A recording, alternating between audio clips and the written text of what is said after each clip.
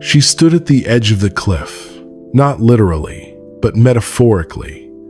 The weight of her latest failure pressed down on her shoulders like a stone, threatening to crush everything she had worked for. The rejection letter in her trembling hands wasn't just paper and ink. It was the death of a dream, the collapse of months of sleepless nights, and the echo of every voice that had ever whispered she wasn't good enough.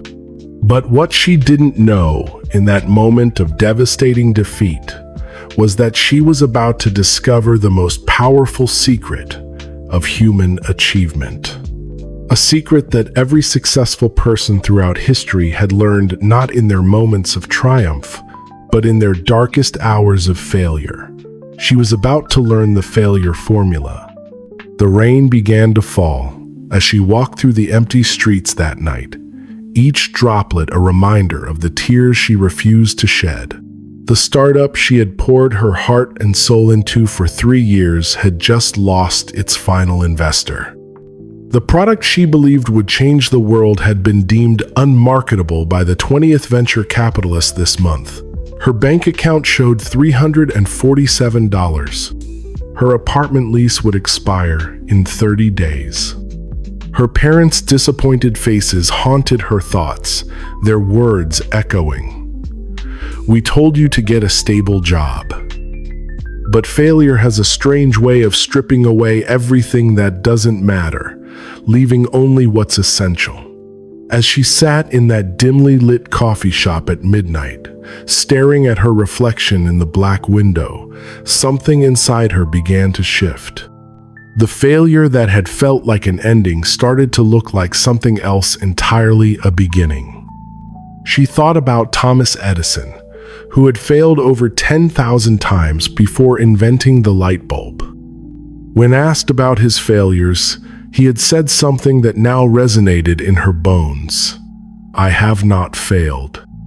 I've just found 10,000 ways that won't work."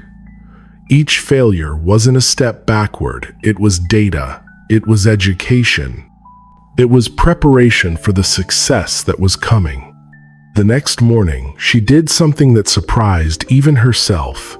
Instead of wallowing in self-pity, she opened her laptop and began to write. Not a business plan, not a pitch deck, but a simple document titled, "What I Learned from Failing." Page after page poured out of her, each lesson carved from the stone of disappointment, each insight polished by the pressure of rejection. She wrote about how failure had taught her to listen, really listen to what the market was saying. Her first product had been brilliant in her mind, but she had been so in love with her own vision that she had ignored the gentle whispers of feedback that could have guided her towards something better. Failure had made her humble enough to hear those whispers. She wrote about resilience, not the Hollywood version where heroes never fall, but the real kind, the kind that gets you up every morning even when your dreams are in shambles. She had learned that resilience isn't the absence of breaking. It's the art of breaking beautifully and using the pieces to build something stronger. She wrote about innovation born from necessity.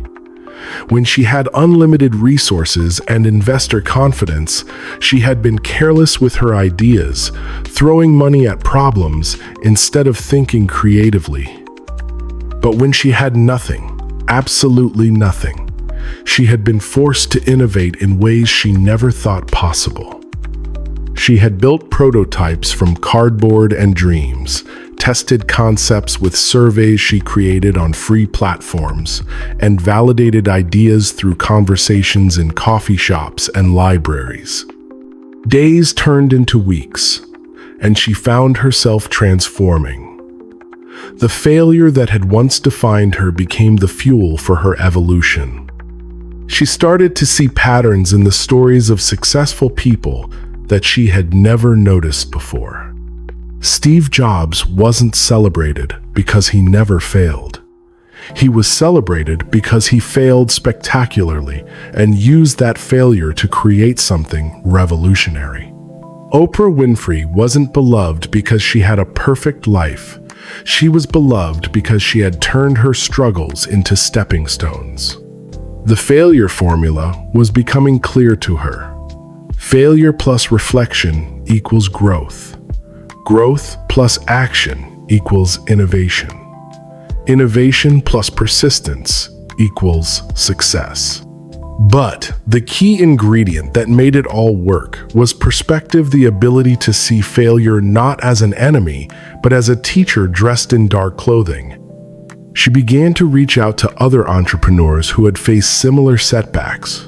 What she discovered amazed her. Every single one of them had a story that followed the same pattern. They had faced devastating failure. They had questioned everything they believed about themselves. They had felt like giving up. But somewhere in that darkness, they had found a light that wasn't there before, the light of wisdom that only comes through struggle. One entrepreneur told her about losing his family's life savings in a business venture that failed after 18 months. The guilt and shame had nearly destroyed him. But in rebuilding his life from nothing, he had learned lessons about financial management, risk assessment, and customer validation that made his next venture wildly successful. The failure hadn't been a detour. It had been preparation. Another shared how her first company had been destroyed by a partner who had embezzled funds and disappeared. The betrayal had left her not just broke, but broken. Trust had seemed impossible. But in learning to rebuild trust first in herself, then in carefully chosen others, she had developed an intuition about people and partnerships that made her one of the most successful collaborative leaders in her industry. As she collected these stories, she realized she was documenting something profound. Failure wasn't the opposite of success. It was success in disguise.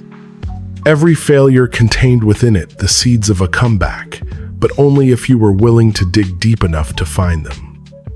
Months passed, and she began to implement her new understanding. Instead of looking for investors who would say yes immediately, she sought out those who asked the hardest questions.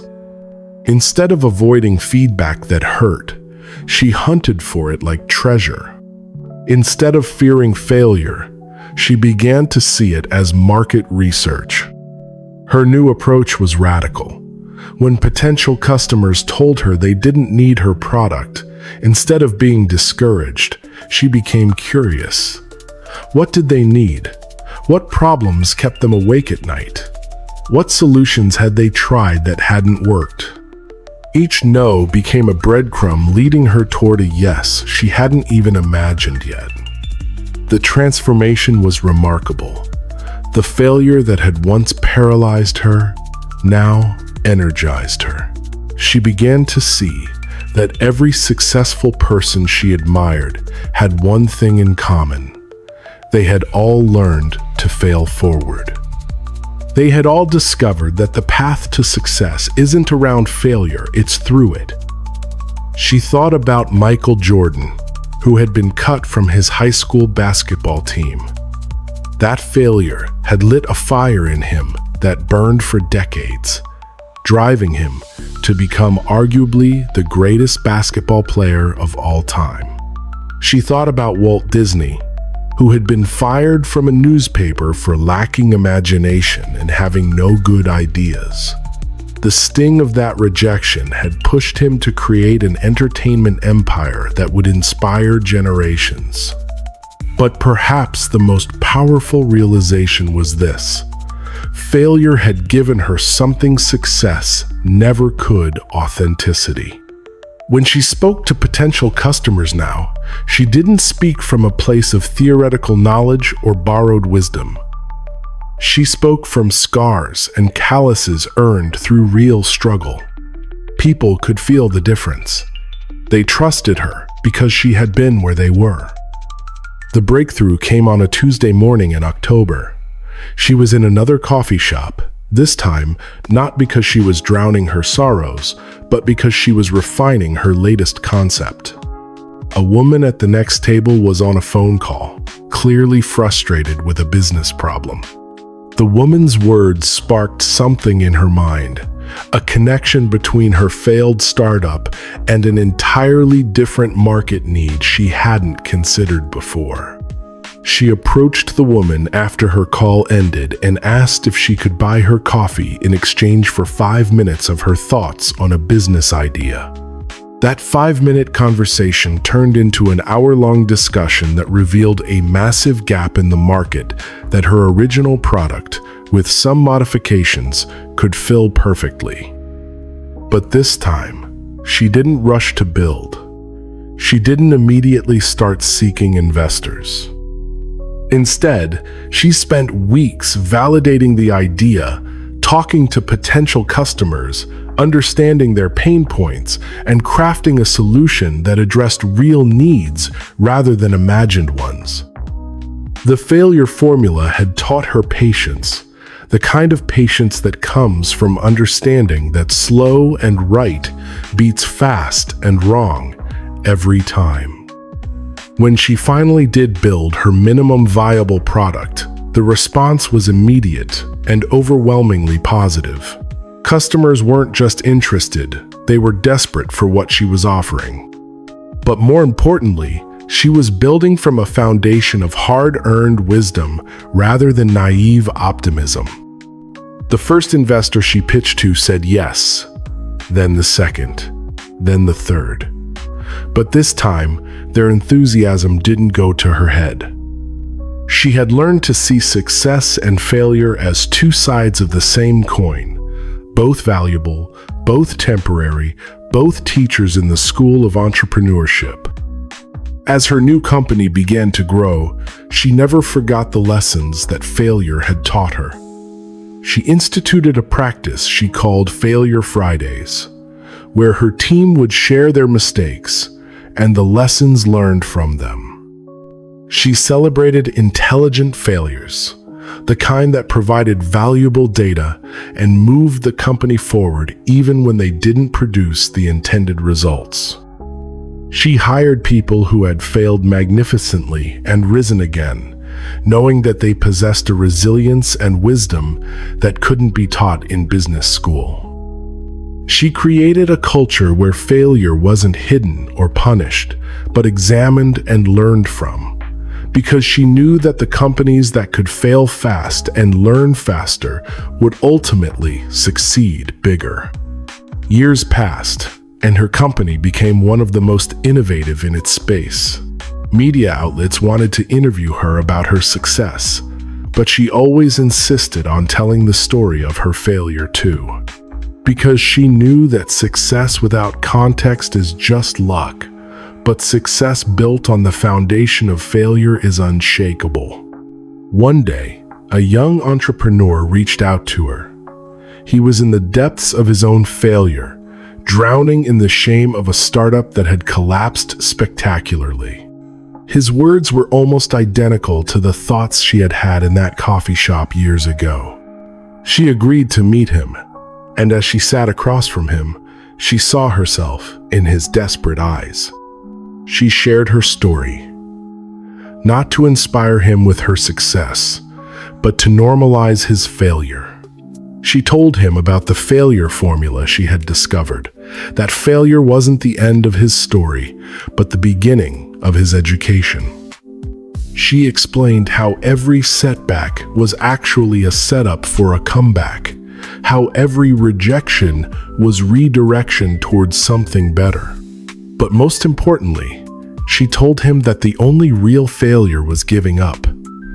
Everything else was just research and development for the person he was becoming. As he left their meeting, she could see the first glimmer of hope returning to his eyes. He was beginning to understand what she had learned, that failure isn't something that happens to you, it's something that happens for you if you're willing to learn its lessons. She continued to build her company, but she also began writing about the failure formula, speaking at conferences, and mentoring other entrepreneurs. She discovered that her greatest contribution to the world wasn't the successful business she had built, but the wisdom she had gained from the business that had failed. Because in the end, she realized that everyone fails. The difference between those who succeed and those who don't isn't the absence of failure, but the response to it. Some people let failure define them, diminish them, defeat them.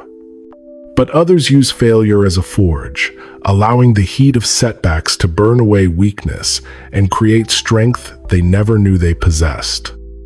Today, when she looks back at that rejection letter that had once seemed like the end of everything, she feels nothing but gratitude. That failure had been her greatest teacher, her most valuable mentor, her most important guide. It had taught her things that success never could: humility, resilience, innovation, and the unshakable knowledge that she could survive anything. She had learned the secret that successful people throughout history have known: that failure isn't the opposite of success, it's the foundation of it. Every rejection is preparation for acceptance. Every setback is set up for a comeback. Every ending is a beginning in disguise. The failure formula had changed everything for her, and now she knew it could change everything for anyone willing to embrace it. Because in a world that celebrates success and hides failure, the real competitive advantage belongs to those who understand that the path to extraordinary achievement runs directly through the territory of ordinary failure. And so she continues to build, to fail, to learn, and to rise, knowing that each setback is just another stepping stone on the endless journey of becoming who she was always meant to be. The failure formula hasn't just made her successful, it's made her unstoppable.